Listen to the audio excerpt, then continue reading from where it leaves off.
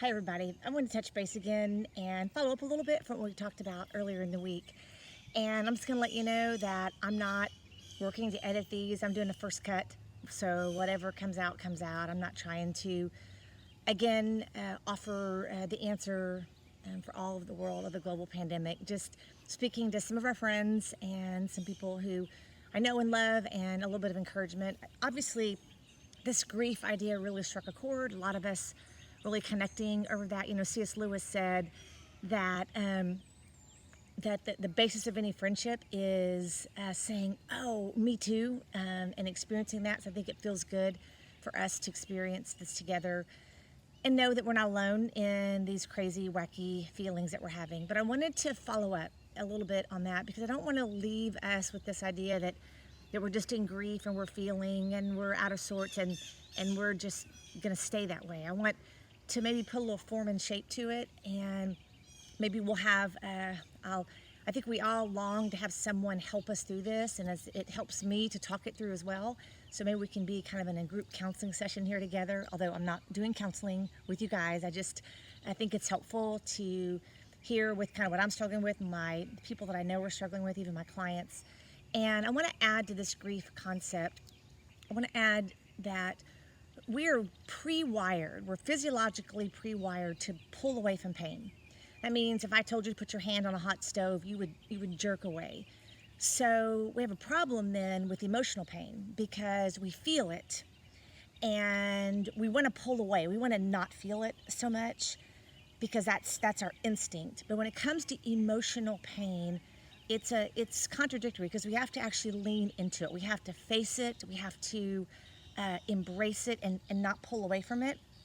And that's tricky because none of us want to experience hard things. But I want to remind you that growth comes through. We're going to feel our way through this, not just talk and think and act our way. We're going to really feel our way through some new things here. But if we're not careful, we're not going to let this produce growth because we're going to do something. We're going to be really tempted to numb this pain. And I watched Bohemian Rhapsody the other night, and Freddie Mercury was the lead singer of the band Queen, and he was in this part of the movie, he was completely out of control and completely in a state of chaos and binging with alcohol and sexual relationships. And a woman that he loves, Mary, comes in and she sees the evidence of his binging, and he says this phrase. He said, "The human condition is one that requires a little anesthesia." And I realized that that's, you know, he's saying I can't feel. This is too hard. I have to deaden myself. And that's very truthful what he was experiencing, but yet that's not how we want to handle our lives if we want to grow and mature. And so, you know, you think about if you have an ulcer in your mouth and you put Orajel on it, you're going to numb that pain, but you also aren't going to taste. You're also not going to experience the wonderful beauty of flavor, all right? So we want to experience this thing that we're going through without numbing it and not tasting some of the good things that are going to come from it.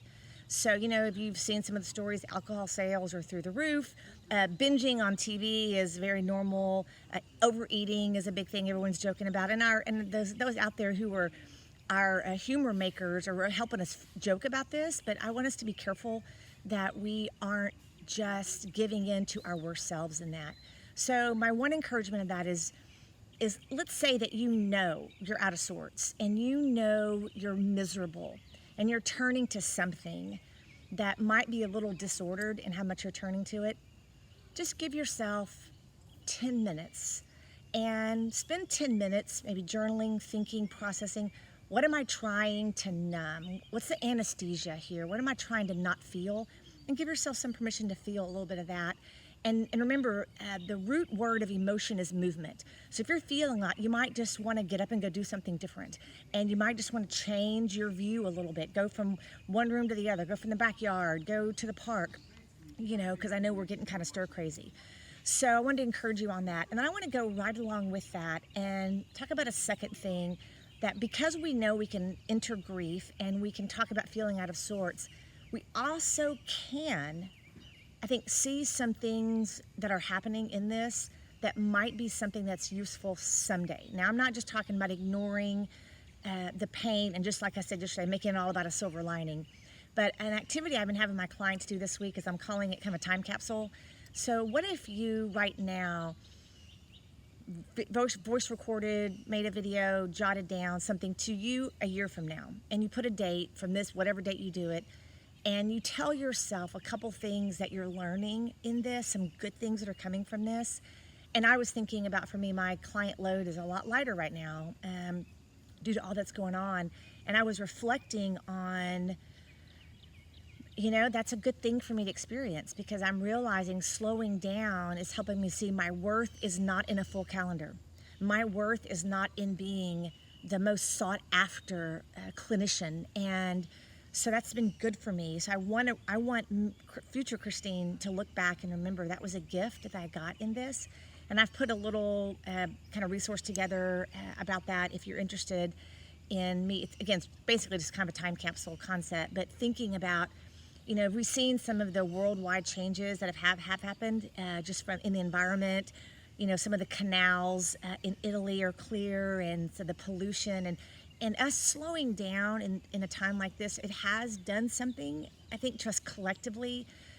It doesn't mean we have to just think about the good things. We can also experience what's hard about it and what's difficult. So just want to touch base again and give you a few of those thoughts, and let me know if you are interested in that resource about the time capsule. But also I want to remind you, be careful about your numbing. Be careful about the binging tendencies that we all have.